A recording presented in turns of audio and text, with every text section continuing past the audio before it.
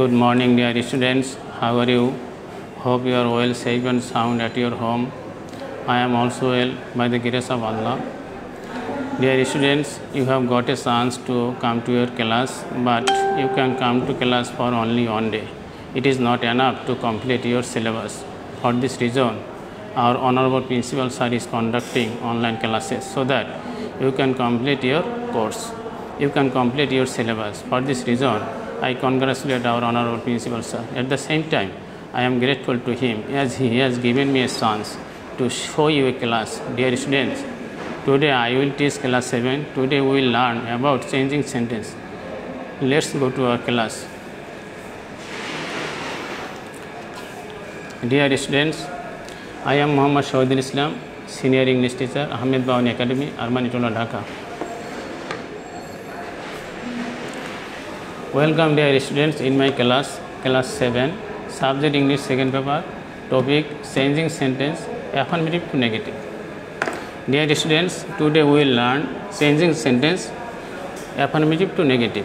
That is, আমরা একটা সেন্টেন্সকে affirmative থেকে নেগেটিভ করব, কিন্তু অর্থ পরিবর্তিত হবে না. Dear student, changing sentence means a sentence will be changed in figure, but the meaning will remain same.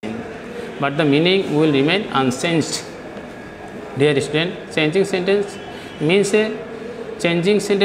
a sentence that a sentence will be changed in figure, but the meaning will remain unchanged. অর্থাৎ সেন্টেন্সটি দৈহিকভাবে পরিবর্তিত হবে, কিন্তু তার অর্থ পরিবর্তিত হবে না. একে বলা হয় চেঞ্জিং সেন্টেন্স. দ্যাট ইজ, একটা সেন্টেন্স হাবোধক থেকে নাবোধক হবে, কিন্তু এর যে বেসিক অর্থ সেটার কোনো পরিবর্তন ঘটবে না. এটা কি বলে? Changing sentence. আমরা ধারাবাহিকভাবে রুলগুলো নিয়ে তোমাদের সাথে শেয়ার করব যাতে তোমরা এগুলো নিজেরা করতে পারো. Welcome dear students. Changing sentence affirmative two negative. Dear students, changing sentence যেগুলো আমরা অ্যাফার্মেটিভ থেকে নেগেটিভ করি, আর অনেকগুলো রুল আছে, আমরা ধারাবাহিকভাবে আলোচনা শুরু করছি. প্রথম নম্বর রুল হলো অনলি অবলিক অ্যালোন যদি কোনো সেন্টেন্সে থাকে, তাহলে পরে সেইখানে যদি ওই অনলি এবং অ্যালোন দ্বারা স্বয়ং আল্লাহ পাককে বোঝায় অথবা কোনো ব্যক্তিকে বোঝায়, তাহলে পরে অনলির পরিবর্তে নান বার্ড বসে. দেখো এখানে লেখা আছে অনলি অবলিক অ্যালোন সমান সমান নান বার্ড, ব্র্যাকেটে লেখা আছে আল্লাহ অবলিক পার্সন. দ্যাট ইজ, কোনো সেন্টেন্সে অ্যাফার্মেটিভ সেন্টেন্স যদি অনলি অথবা অ্যালোন থাকে এবং সেই বাক্যে যদি আল্লাহ পাককে বোঝায় অথবা কোনো ব্যক্তিকে বোঝায়, তাহলে পরে আমরা এই অনলি এবং অ্যালোনের পরিবর্তে নান বার্ড বসাবো. একটা উদাহরণ দেখি. Example 1, only Allah can help us. এর বাংলা অর্থ হলো একমাত্র আল্লাহ পাক আমাদেরকে সাহায্য করতে পারে. এখন আমরা বাক্যটাকে নেগেটিভ করব, এমনভাবে নেগেটিভ করব বাক্যটি নেগেটিভ হবে ঠিক, কিন্তু এর অর্থের পরিবর্তন ঘটবে না. দেখো এর অ্যান্সার কী আসছে? None but Allah can help us, অর্থাৎ আল্লাহ ছাড়া আমাদেরকে কেউ সাহায্য করতে পারে না. দেখো আমাদের কি পরিবর্তনটা আসলো? এখানে অনলি ছিল, অনলি জায়গায় নান বাট আসছে, আর বাকি সব কথা ঠিক আছে. অনলির পরিবর্তে শুধু আমরা নান বাট বসিয়েছি এবং আল্লাহ ক্যান হেল্প আস আগের মতোই আছে. তাহলে পরে আমাদের বাক্যটা চেঞ্জ হয়ে নেগেটিভ হয়ে গেল, কিন্তু অর্থ পরিবর্তন হয় নাই, অপরিবর্তিত অবস্থা আছে. এইভাবে যদি অনলি দ্বারা অথবা অ্যালোন দ্বারা স্বয়ং আল্লাহ পাককে অথবা কোনো ব্যক্তিকে বোঝায়, তাহলে পরে আমরা সেই অনলির জায়গাটাতে নান বাট বসাবো, তাহলে পরে আমার বাক্যটা নেগেটিভও হবে এবং অর্থ ঠিক থাকবে. Number 2, only Hasan can do this sum. একমাত্র হাসানই অঙ্কটি করতে পারে. নেগেটিভ করলাম কি? None but Hasan can do this sum. Hasan ছাড়া কেউ অঙ্কটি করতে পারে না. তাহলে পরে আমরা বুঝে নিলাম যে অনলি দিয়ে যদি আল্লাহ পাককে বোঝায় অথবা কোনো ব্যক্তিকে বোঝায় এবং সেই জায়গাটাতে যদি আমরা ওই বাক্যটাকে নেগেটিভ করতে চাই, তাহলে পরে অনলি জায়গায় আমরা কি নান বাট বসাবো, আর বাকি কথাগুলো ঠিক থাকবে. তাহলে পরে আমার বাক্যটা নেগেটিভও হবে এবং অর্থ আগের মতো ঠিক থাকবে, মূল অর্থের কোনো পরিবর্তন হবে না. এই গেল অনলির একটি কথা. অনলি দ্বারা 3টে নিয়ম আমাদের আছে. 3টে নিয়মের একটা দেখলাম. দ্বিতীয় নিয়মটি অনলি সমান সমান নাথিং বাট, ব্র্যাকেট লেখা আছে অবজেক্ট. অর্থাৎ অনলি দিয়ে যে বাক্যটি থাকবে সেই বাক্যের ভিতরে যদি বস্তু বোঝায়, তাহলে পরে আমরা অনলি জায়গায় নাথিং বাট ব্যবহার করব. Dear students, attention to me. Only সমান সমান নাথিং বাট, ব্র্যাকেটে লেখা আছে অবজেক্ট, অর্থাৎ বস্তু. এখন যেই বাক্যটাতে অনলি থাকবে এবং সেই বাক্যটাতে যদি একটি বস্তুকে ওই অনলি দ্বারা মেনশন করে, তাহলে পরে আমরা সেই অনলির জায়গায় নাথিং বাট ব্যবহার করব. উদাহরণটি দেখো. A child likes only sweet. একজন শিশু শুধু মিষ্টি পছন্দ করে। এখন এই অনলি দ্বারা কাকে বুঝিয়েছে? মিষ্টিকে বুঝিয়েছে। মিষ্টি একটি বস্তু এরকম যদি অনলি দ্বারা কোনো ব্যক্তি বস্তুকে বোঝায় তাহলে পরে আমরা সেই অনলির জায়গায় নাথিং বাট ব্যবহার করব। অ্যান্সারটা দেখো, a child likes nothing but sweet. একটি শিশু বা একজন শিশু মিষ্টি ছাড়া কিছুই পছন্দ করে না। তাহলে পরে আমার অর্থ ঠিক আছে। আগে ছিল যে শিশুটি শুধু মিষ্টি পছন্দ করে, হ্যাঁ শিশুটি মিষ্টি ছাড়া কিছুই পছন্দ করে না। আমার বাক্যটা নেগেটিভ হলো এবং আগের মতো মূল অর্থেরও পরিবর্তন ঘটেনি। তাহলে পরে আমার বাক্য চেঞ্জিং ঠিক আছে। তোমাদের একটি কথা মনে রাখতে হবে, বাক্য পরিবর্তিত হবে, নেগেটিভ হবে, কিন্তু অর্থ ঠিক থাকবে, মূল অর্থের পরিবর্তন ঘটবে না। যদি মূল অর্থের পরিবর্তন ঘটে তাহলে তোমরা বুঝবে তোমার বাক্যটি পরিবর্তন করা সঠিক হয় নাই। আর যদি বাক্যটি পরিবর্তন করার পর মূল অর্থ পরিবর্তন না ঘটে তাহলে তুমি শিওর যে তোমার বাক্য নেগেটিভ হয়েছে বা বাক্য সঠিক হয়েছে। আর যদি বাক্য নেগেটিভ করো আর দেখা গেল আগের অর্থের ব্যত্যয় ঘটেছে, অর্থ নষ্ট হয়ে গিয়েছে, অর্থের পরিবর্তন ঘটেছে, তাহলে তুমি ভাববে তোমার বাক্যটা সঠিক নিয়মে পরিবর্তন করা হয় নাই। নেক্সট, আচ্ছা, আর একটা অনলি নিয়ম আছে, আমরা দুইটা শিখলাম, অনলির তিনটা নিয়ম। অনলি সমান সমান not more than oblique not less than, ব্র্যাকেটে লেখা আছে নাম্বার অবলিক এইজ। অর্থাৎ এই অনলি দ্বারা যদি কোনো সংখ্যা বোঝায় অথবা বয়স বোঝায়, এই অনলি দ্বারা যদি কোনো সংখ্যা অথবা বয়স বোঝায় তাহলে পরে আমরা ওই অনলির জায়গায় not more than oblique not less than বসাবো। তাহলে পরে আমার বাক্যটা নেগেটিভ হবে এবং অর্থেরও পরিবর্তন ঘটবে না। Dear student, look at the screen. Example number 1, Rana has only 2 books. রানার শুধু 2টা বই আছে, অর্থাৎ তার বইয়ের সংখ্যা 2টা, তার চেয়ে বেশি নয়। তাহলে পরে এখানে আমার সংখ্যা বুঝিয়েছি। তো আমরা কি বলেছি যে অনলি দ্বারা যদি সংখ্যা বোঝায় তাহলে পরে আমরা নট মোর দ্যান দিতে পারবো অথবা নট লেস দ্যানও দিতে পারবো। অ্যান্সারটা কী দাঁড়ালো, Rana has not more than 2 books, অর্থাৎ রানার 2টার চেয়ে বেশি বই নেই। তাহলে বোঝা গেল কি রানার 2টা বই আছে, এর চেয়ে কমও নেই বেশিও নেই। এখন যদি আমরা এখানে Rana has not less than 2 books লিখি তাহলে পর আমার বাক্য সঠিক ওইভাবে যে রানার 2টার চেয়ে কম বই নেই। প্রথম বাক্য ছিল রানার শুধু 2টা বই আছে। এখন যখন আমরা বসালাম Rana has not more than 2 books, রানার 2টার চেয়ে বেশি বই নেই, তার মানে রানার 2টা বই আছে, বাক্য সঠিক। কেউ যদি এখানে এমনও লেখে যে Rana has not less than 2 books, অর্থাৎ রানার 2টার চেয়ে কম বই নেই, তাহলেও তার বাক্য সঠিক। কারণ হলো যখন বলা হবে যে তার 2টার চেয়ে কম বই নেই তখনও বাক্য সঠিক, তার 2টা বই আছে। আর যখন বলা হবে যে রানার 2টার চেয়ে বেশি বই নেই তখনও বাক্য সঠিক, কারণ তার 2টা বই আছে। এরকম আরেকটা উদাহরণ দেখি আমরা। Hasan is only 10 years old. হাসানের বয়স শুধু হাসানের বয়স 10 বছর মাত্র, মানে তার বয়স 10 বছর চেয়ে কমও নয় বেশিও নয়। অ্যান্সারটা কী হলো, Hasan is not more than 10 years old, হাসানের বয়স 10 বছর চেয়ে বেশি নয়। এখানে হাসানের বয়স একদম fixed 10 years, Hasan is only 10 years old, হাসানের বয়স 10 বছর। যখন আমরা বাক্যটাকে নেগেটিভ করলাম তখন আমরা নট মোর 10-এর জায়গায় কী বসালাম, অনলির জায়গায় কী বসালাম, অনলির জায়গায় বসালাম নট মোর দ্যান, আর বাকি কথা সব ঠিক আছে। Hasan is only 10 years old, এখানে আমরা এই সংখ্যার জায়গায় নট মোর দ্যান বসিয়েছি, হাসান ইজ নট অনলির জায়গায় আমরা কি বসিয়েছি, অনলি। এই অনলি দ্বারা কাকে বুঝিয়েছে, 10কে বুঝিয়েছি। Hasan is only 10 years old, হাসানের বয়স 10 বছরই মাত্র, অর্থাৎ এর চেয়ে বেশিও নয় কমও নয়। এখন এই অনলি শব্দটা এই 10কে বুঝিয়েছে, তো অ্যান্সার কী দাঁড়ালো, Hasan is not more than 10 years old, হাসানের বয়স 10 বছরের বেশি নয়। এখন আমরা এই অনলির জায়গাটাতে নট মোর দ্যান বসালাম। এখন আমরা অনলির কয়টা নিয়ম শিখলাম, 3টা। প্রথমে আমরা শিখেছিলাম অনলি দ্বারা যদি স্বয়ং আল্লাহ পাককে বোঝায় অথবা কোনো ব্যক্তিকে বোঝায় তাহলে পরে আমরা অনলির জায়গায় নান বাট বসাবো। এরপরে আমরা দ্বিতীয় রুলটা শিখেছিলাম অনলি দ্বারা যদি কোনো বস্তুকে বোঝায় তাহলে পরে আমরা সেই অনলি জায়গায় নাথিং বাট বসিয়েছি। এরপরে তৃতীয় অনলি দ্বারা আমরা যেটা শিখলাম, অনলি দ্বারা যদি কোনো সংখ্যা অথবা বয়সকে বোঝায় তাহলে পরে আমরা সেখানে নট মোর দ্যান দিলেও হবে, নট লেস দ্যান দিলেও হবে। Dear student, I think you can clear this matter. Next, rule number 2, অর্থাৎ এখানে 2 নম্বর রুল বসানো হয়েছে মাস্ট। মাস্ট যদি কোনো সেন্টেন্স থাকে আর আমরা সেটাকে যদি নেগেটিভ করতে চাই, মাস্ট সমান ক্যান নট বাট হবে। তারপর ভার্ব অন, মানে ভার্বের যে প্রথম ফর্মটা, ভার্বের 3টে form, present form, past form, past participle form. তো যদি কোনো সেন্টেন্সে মাস্ট দেয়া থাকে আমরা যখন ওই বাক্যটাকে নেগেটিভ করব মাস্টের পরিবর্তে মাস্টের জায়গায় ক্যান নট বাট ব্যবহার করব। তারপর ভার্ব অন, মানে যেটা প্রেজেন্ট ফর্ম, ভার্বের 3টা form, present form, past form এবং পাস্ট পার্টিসিপল। এই জন্য আমরা প্রেজেন্ট ফর্মটাকে 1 দ্বারা মিন করি, পাস্ট ফর্মকে 2 দ্বারা মিন করি আর পাস্ট পার্টিসিপলকে 3 দ্বারা মিন করি। আচ্ছা, এখন মাস্ট সমান ক্যান নট বাট দেবো, তারপর ভার্ব দেবো, অথবা আরেকটা নিয়ম হলো ক্যান নট হেল্প দেওয়া যাবে। এই সময় যদি আমরা এই মাস্টের জায়গায় ক্যান নট ভার্ব ব্যবহার না করে ক্যান নট হেল্প ব্যবহার করি, হেল্প, তাহলে পরে ভার্বের সাথে আইএনজি দেবো। অর্থাৎ মাস্টকে চেঞ্জ করে ক্যান নট ভার্ব বসানো যাবে, তখন ভার্বটা খালি থাকবে। আবার মাস্টের পরিবর্তে ক্যান নট হেল্পও বসানো যাবে, তখন কিন্তু ভার্বটা খালি থাকবে, এর সাথে আমরা আইএনজি ব্যবহার করব। হ্যাঁ, একটি উদাহরণ দেখো, example 1, we must yield to our fate. আমরা আমাদের ভাগ্যের কাছে অবশ্যই নতি স্বীকার করি, অর্থাৎ ভাগ্যে আমাদের যা লেখা আছে ওটাকে আমরা মেনে নিতে বাধ্য, এর পরিবর্তন হয় না। আমরা অ্যান্সারটা কী লিখলাম? We can not but yield to our fate. আমরা আমাদের ভাগ্যের কাছে নতি না স্বীকার করে পারি না, অর্থাৎ আমরা বাধ্য, we are bound to yield to our fate. আমরা আমাদের ভাগ্যের কাছে নতি স্বীকার করতে গিয়ে বাধ্য। আচ্ছা, number 2, you must obey your parents. তুমি অবশ্যই তোমার পিতামাতাকে মান্য করবে, অর্থাৎ পিতামাতাকে মান্য করার ব্যত্যয় নেই, করতেই হবে। You can not but obeying you can not help obeying your parents. Dear student, যেখানে আমি একটা বাক্য চেঞ্জ করেছি ক্যান নট বাট দিয়ে, আরেকটি বাক্য চেঞ্জ করেছি ক্যান নট হেল্প দিয়ে তোমাদের বোঝানোর জন্য।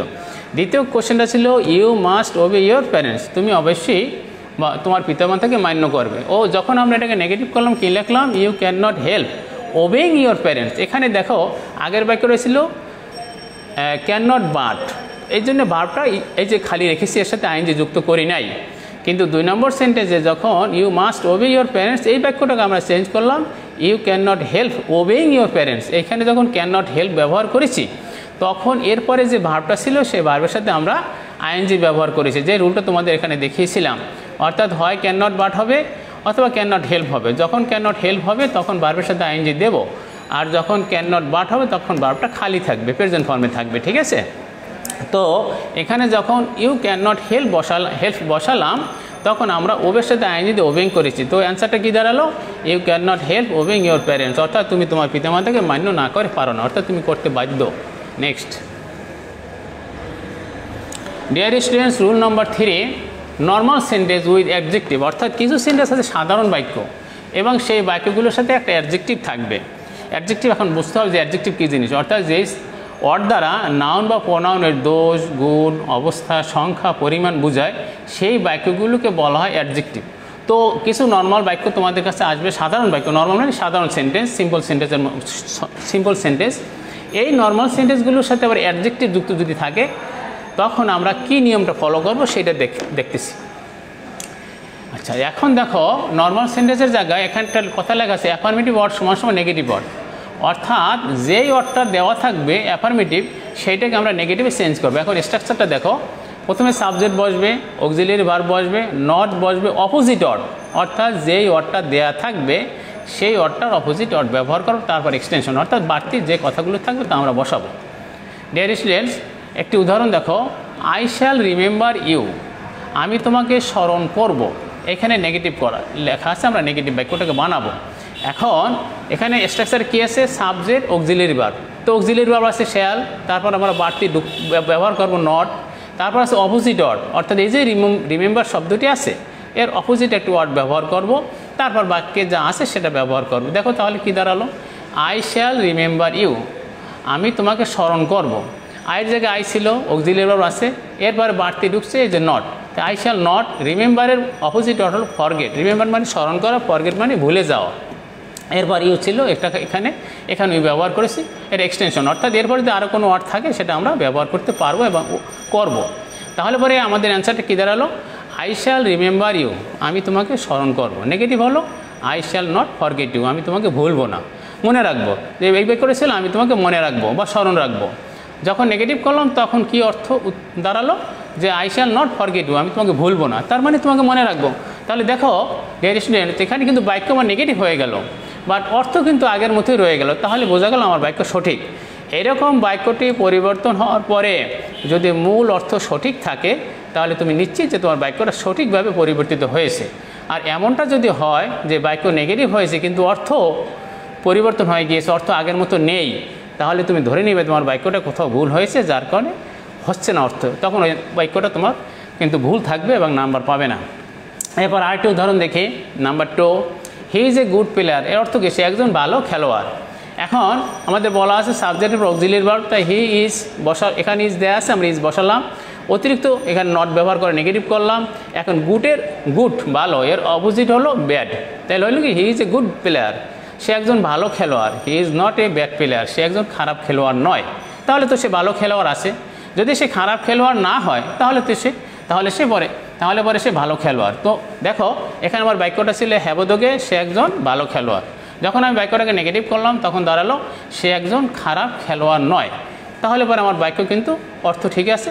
এখন আমি বলতে পারি যে আমার বাক্য সঠিকভাবে পরিবর্তিত হয়েছে। আরেকটি উদাহরণ দেখো, Jerry was an honest boy, Jerry একজন সৎ বালক ছিল। এখন নেগেটিভ হলো Jerry was not a dishonest boy, Jerry একজন অসৎ বালক ছিল না। ডিয়ার স্টুডেন্ট, এখানে একটা গ্রামার দেখো, এই অনেস্টের জায়গায় অ্যান বসানো আর ডিসঅনেস্টের জায়গায় এ বসানো। তোমরা নিচে আর্টিকেলের ব্যবহার শিখেছো। এইসের উচ্চারণ যখন ওয়ের মতো হয় তখন আমরা সেইখানে অ্যান ব্যবহার করি। এখন এই অনেস্টের অপোজিট অর্ড হলো ডিসঅনেস্ট, সৎ অসৎ। জেরি একজন সৎ বালক ছিল, জেরি অসৎ বালক ছিল না। তাহলে পরে জেরি সৎ বালক ছিল। এই কথা যখন আমরা বলতে যাব, এখন ডিসঅনেস্ট লিখলাম। এখন ডিসঅনেস্টের প্রথম ওয়ার্ডটির সাউন্ড ডি, এটা কনসোন্যান্ট, কনসোন্যান্টের আগে এ বসে। এই যে রুল, এই জন্য এখানে দেখো অনেস্টের আগে অ্যান ব্যবহৃত হয়েছে আর ডিসঅনেস্টের আগে এ ব্যবহৃত হয়েছে। যদি তোমরা ভুল করবে এইখানেও অ্যান এখানেও অ্যান দাও তাহলে পরে কিন্তু বাক্যটা ভুল হবে, আর্টিকেল জনিত ভুল হবে, তাহলেও কিন্তু বাক্য কাটা যাবে। তোমার বাক্যটা সব দিক থেকে সঠিক হতে হবে, অর্ডও সঠিক হতে হবে, চিহ্ন সঠিক হতে হবে, এবার আর্টিকেলের ব্যবহার তাও সঠিক হতে হবে, তাহলে পরে তুমি নাম্বারটি পাবে। 3 নম্বর সেন্টেন্সটি তোমাদেরকে আমি আরেকটু এক্সপ্লেন করছি। এইখানে অনেস্টের আগে অ্যান বসানো, অনেস্ট শব্দটির আগে অ্যান বসানো কেন? এইসের উচ্চারণ এখানে অ। তোমরা আর্টিকেলে অবশ্যই শিখেছো এইসের উচ্চারণ যখন অ হয় তখন আমরা সেই এইসের পিছনে অ্যান ব্যবহার করি, অ্যান অনেস্ট। আবার এইসের উচ্চারণ যদি হ হয় তখন আমরা এ ব্যবহার করি। এখন Jerry was an honest boy, যখন জেরি এখানে অনেস্ট ছিল, এই অনেস্ট শব্দের পূর্বে আমরা অ্যান ব্যবহার করেছি। আর এখন পরিবর্তিত হওয়ার পরে অনেস্ট শব্দটি ডিসঅনেস্ট হয়েছে। এখন এই ডি তো আর ভাওয়েল নয়, আর ডি একটি কনসোনান্ট, এই কনসোনান্ট আগে এ বসে, এই জন্য আমরা এখানে এ বসিয়েছি। I hope you can clear this matter. Next, dear student, rule number 4, both ... and, অর্থাৎ এই যে আমরা রুলগুলো শিখছি এক একটা কিন্তু এক এক ধরনের, অর্থাৎ তোমাদের যতগুলো রুল দেখাবো ভিন্ন ভিন্ন, অর্থাৎ একটি রুলের সাথে 8টা রুল কিন্তু সংযুক্ত নয়। এই জন্য তোমাদের প্রত্যেকটি রুলকে আলাদা শিখতে হবে। যেমন অনলির একটা রুল ছিল, মাস্টের একটি রুল ছিল, এরকমভাবে এখন আবার আমরা যে রুলটা শিখছি সেটা হলো both ... and, অথবা খালি অ্যান্ডও থাকতে পারে। এরকম যদি থাকে তখন আমরা এই বোথের বরাবর বোথ যেখানে থাকবে সেখানে নট অনলি ব্যবহার করব। তারপর এই যে ... এখানে একটি ওয়ার্ড বসবে, সেই ওয়ার্ডের পরে আবার বাট অলসো বসবে। এখন একটি উদাহরণ দেখো, তারপর আবার বলছি। Example, both Rana and Hasan are good students, Rana এবং হাসান উভয়ই ভালো ছাত্র। এখন আমার কি আছে এখানে? বোথ ... অ্যান্ড, অবলিক দেওয়া আছে অ্যান্ড এবং সময় সময় আছে নট অনলি। এখানে বোথ ... অ্যান্ডও থাকতে পারে অথবা শুধু অ্যান্ডও থাকতে পারে। বোথ ... অ্যান্ড অর্থাৎ বাইকের শুরুতে বোথ আছে, মাঝখানে একটা ওয়ার্ড, তারপরে অ্যান্ড, অথবা বোথ নেই শুধু অ্যান্ড আছে, এমনটাও হতে পারে।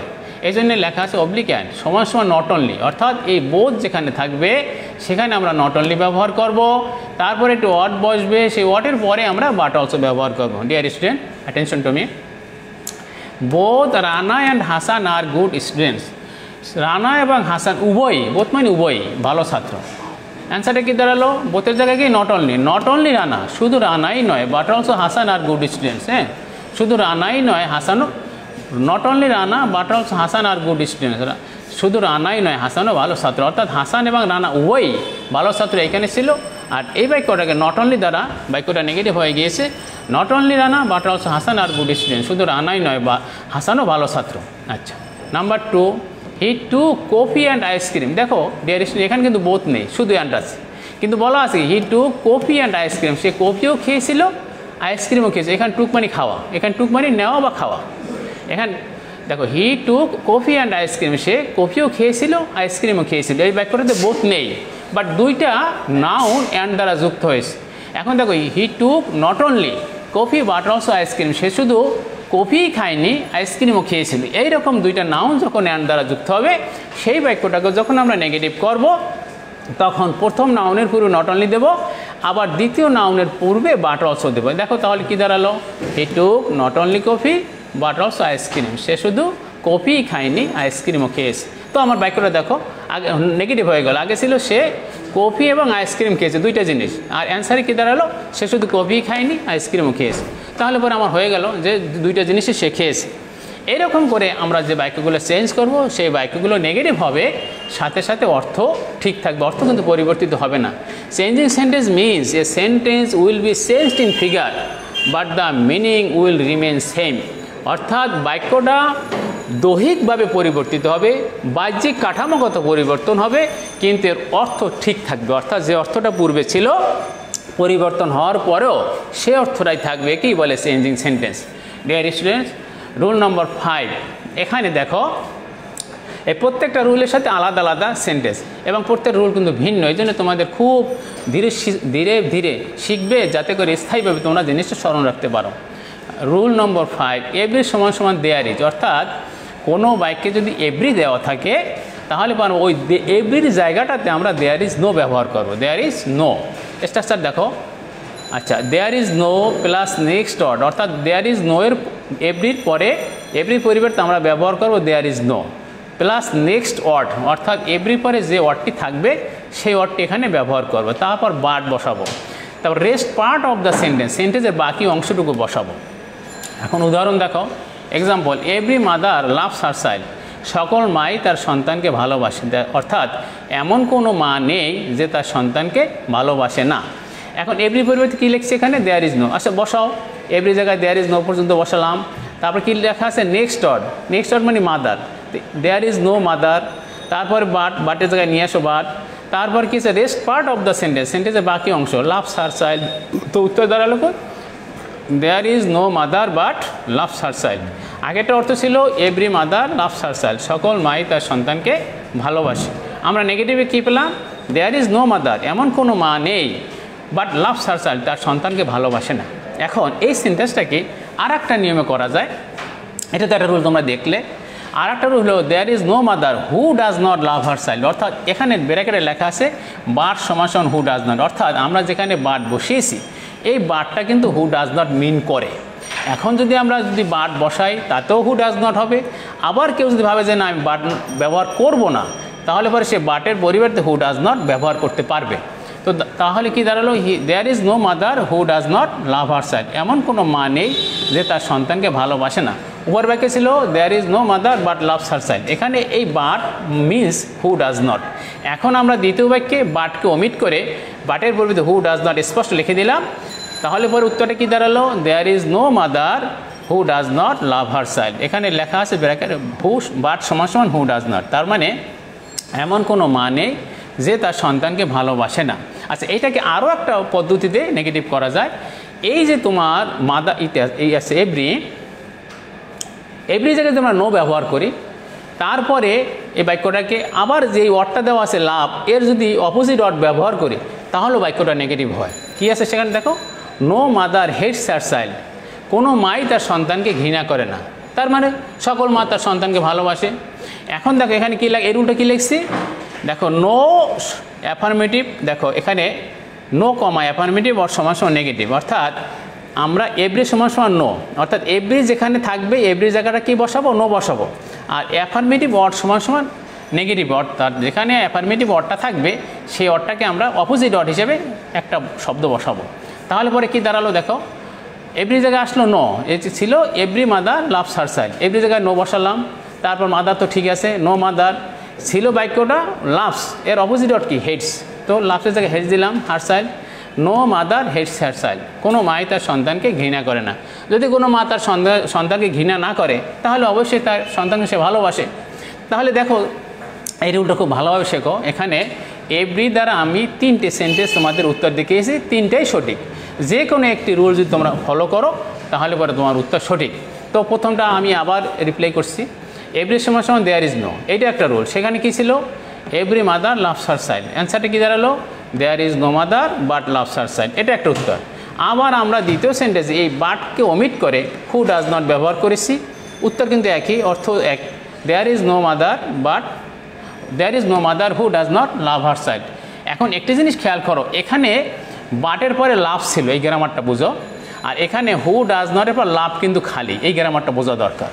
যখন আমরা there is no mother who does not ব্যবহার করলাম, আমার এই লাভসের সাথে যে এস ব্যবহার করা আছে হ্যাঁ তো এই বাক্যটার সাথে, এই বাক্যটা যখন করলাম তখন এই ডাজ যখন ব্যবহার করলাম এই এই ইয়েসটা ডু এর সাথে চলে আসছে ডাজ, এই কারণে এই লাভটা খালি হয়ে গেছে, এই লাভের সাথে আর এস থাকবে না। এই গ্রামারটা বুঝতে হবে।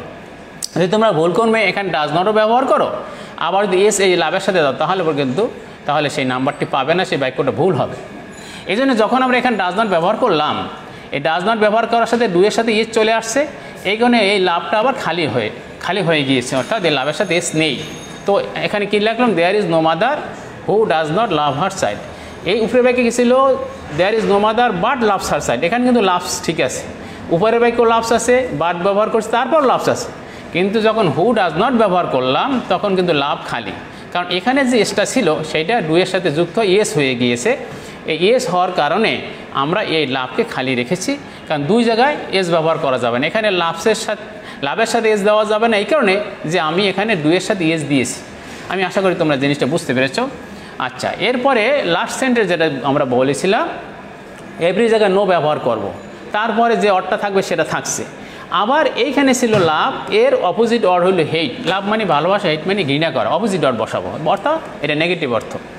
এই অর্থটা যা আছে তার নেগেটিভ একটা অর্ড এখানে বসাবো। হ্যাঁ, তো অপোজিট অর্ড কী আসলো, no mother hates her child. কোনো মাই তার সন্তানকে ঘৃণা করে না। তাহলে কোনো মা যদি সন্তানকে ঘৃণা না করে তাহলে পরে সকল মা তার সন্তানকে ভালোবাসে। তাহলে আমার যে মূল অর্থ যেটা ছিল সেটা কিন্তু ঠিক আছে। তাহলে পরে আমরা বলতে পারি যেহেতু আমার মূল অর্থ ঠিক আছে, আমার বাক্য পরিবর্তন হয়ে নেগেটিভ হয়েছে এবং এটা সঠিকভাবে হয়েছে। ডিয়ার স্টুডেন্ট, এই তিনটের যে কোনো একটা রুল যদি তোমরা ফলো করো তোমার উত্তর সঠিক। নেক্সট, ডিয়ার স্টুডেন্ট, রুল নম্বর 6, অ্যাজ সুন অ্যাজ সমস্যা নো সুনার হ্যাড। অর্থাৎ কিছু বাক্য তোমাদের কাছে আসবে যেই বাক্যগুলো শুরুতে অ্যাজ সুন অ্যাজ থাকবে, ওই বাক্যগুলোকে যখন আমরা নেগেটিভ করব তখন নো সুনার হ্যাড দেবো। হ্যাঁ, স্ট্রাকচারটা দেখো, প্রথম no sooner had plus subject, তারপর ভার্ব 3। হ্যাঁ, এখানে একটি কথা দেখো, এই যে হ্যাড আছে, হ্যাড নো সুনার হ্যাড হলো পাস্ট পারফেক্ট টেন্সের অক্সিলারি ভার্ব। এরকম যদি কোনো বাক্যে হ্যাড অক্সিলারি ভার্ব হিসেবে ব্যবহৃত হয় তাহলে পরে সেটা পাস্ট পারফেক্ট টেন্স হয়। আর সকল পারফেক্ট টেন্সের মূল ভার্বের পাস্ট পার্টিসিপল ফর্ম হয়। এই পাস্ট পার্টিসিপল ফর্মকে আমরা ভার্ব 3 দ্বারা মেনশন করি, অর্থাৎ ভার্ব 1 মানে প্রেজেন্ট ফর্ম, ভার্ব 2 মানে পাস্ট ফর্ম, আর ভার্ব 3 মানে পাস্ট পার্টিসিপল ফর্ম। এখন কি স্ট্রাকচারটা কি দেখো, no sooner had plus subject, তারপরে ভার্ব 3 ডট ডট, এখানে কিছু ওয়ার্ড থাকবে, তারপরে দেন বসবে, দেনের পরে আবার ওই সেন্টেন্সের বাকি অংশটা বসবে। একটি এক্সাম্পল দেখো, তাহলে তোমরা জিনিসটা ক্লিয়ার করতে পারবে। Example, as soon as the thief saw the police comma he ran away. মানে চোরটা পুলিশটাকে দেখার সাথে সাথেই সে পালিয়ে গেল। এল হ্যাবোধক। আর নাবোধক হইল no sooner had the thief seen the police then he ran away. অর্থাৎ চোরটা পুলিশকে দেখতে না দেখতেই পালিয়ে গেল। এখন দেখো, এই যে দেখতে না দেখতে আমি যে নেগেটিভ করলাম নো সুনার, এতে আমার বাক্যটা নেগেটিভ হয়ে গিয়েছে এবং বাক্যটা ওই আগের স্ট্রাকচার অনুসারে যে অর্থ ছিল সেই অর্থ এখন ঠিক আছে। অর্থটা আবার শোনো তোমরা, as soon as the thief saw the police comma he ran away. এখানে একটি কথা বলি, আর একটা গ্রামার বলি। দেখো, অ্যাজ কিন্তু একটা কনজাংশন এবং পুরো বাক্যটা একটি কমপ্লেক্স সেন্টেন্স। এরকম যদি কোনো বাক্যের শুরুতে কনজাংশন থাকে এবং সেই বাক্যটা যদি কমপ্লেক্স সেন্টেন্স হয় তাহলে পরে আমরা প্রথম বাক্য শেষ হলে এখানে একটি কমা দেব। আবার এইখানে যদি আবার কোনো কনজাংশন, যেমন এইখানে দেন বসছে, এই জন্য এখানে কিন্তু কমা দেয়নি। কিন্তু এই বাক্যের কনজাংশনটা বাক্যের শুরুতে অ্যাজ সুন অ্যাজ, এটা কনজাংশন। এই কনজাংশনটা বাক্যের শুরুতে বসার কারণে প্রথম অংশ যখন শেষ হয়েছে আমরা একটা কমা ব্যবহার করেছি, তারপর বাকি অংশ লিখেছি। এটার অর্থ কি, as soon as the thief saw the police he ran away. As soon as the thief saw the police he ran away, অর্থাৎ চোরটা পুলিশকে দেখতে না দেখতে দেখার সাথে সাথে পালিয়ে গেল।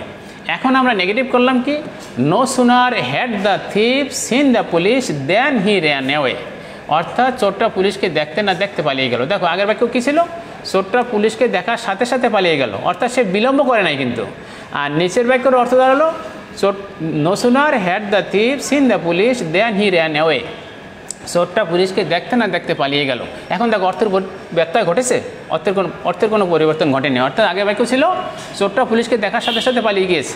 দ্বিতীয় বাক্যটা হলো, দ্বিতীয় বাক্যের বাংলা অর্থ হলো এরকম যে চোরটা পুলিশকে দেখতে না দেখতে পালিয়ে গেল। তাহলে দেখো আমার অর্থ ঠিক আছে আর বাক্য আমার পরিবর্তন হয়ে নেগেটিভ হয়েছে। এখন আমি বলতে পারি যে আমার বাক্য সঠিক।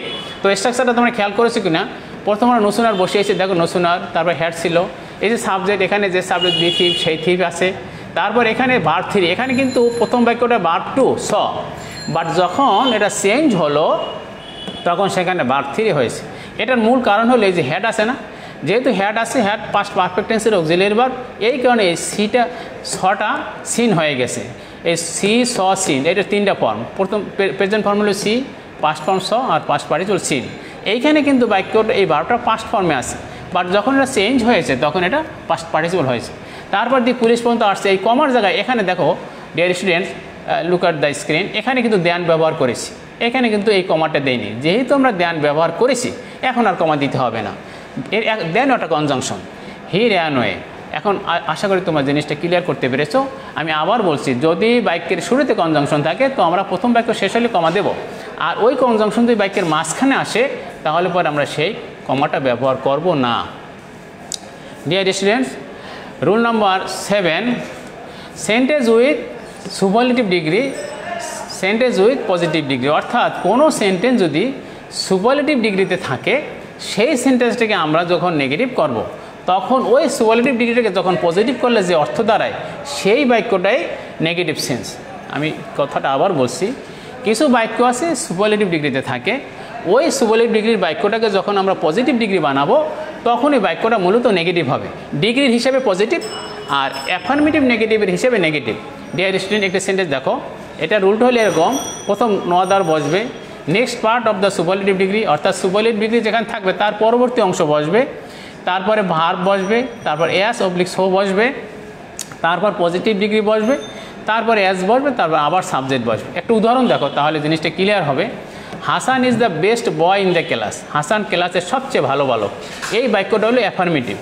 এখন প্রথমে নোয়াদার অতিরিক্ত নোয়াদার, তারপরে এই যে বয় ইন দ্য ক্লাস, এইটুকু হলো এই যে সুপারলেটিভ ডিগ্রি বেস্ট আছে এর পরের অংশ বয় ইন দ্য ক্লাস, মিলাই দেখো, নোয়াদার বয় ইন দ্য ক্লাস, এই নোয়াদার হলো অতিরিক্ত শব্দ বসালাম, তারপর বয় ইন দ্য ক্লাস, এটা কোথায় পেলাম, এই যে বেস্ট সুপারলেটিভ ডিগ্রি তারপরে বয় ইন দ্য ক্লাস হলো।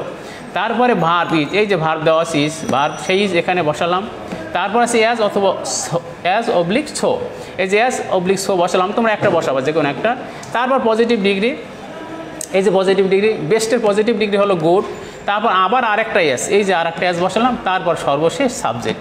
এরকম তো উত্তরটা কী দাঁড়ালো, no other boy in the class is as good as Hasan, হাসানের মতো ভালো বালক এই ক্লাসে আর কেউ নেই। আর আগের বাক্যটা ছিল হাসান ক্লাসের সবচেয়ে ভালো বালক। তো হাসান যদি সবচেয়ে ভালো বালক হয় আর তার নেগেটিভ হলো এরকম যে হাসানের সমানে no other boy in the class is as good as Hasan, হাসানের মতো ভালো বালক ওই ক্লাসে আর কেউ নেই, তাহলে হাসান সবার চেয়ে ভালো আছে।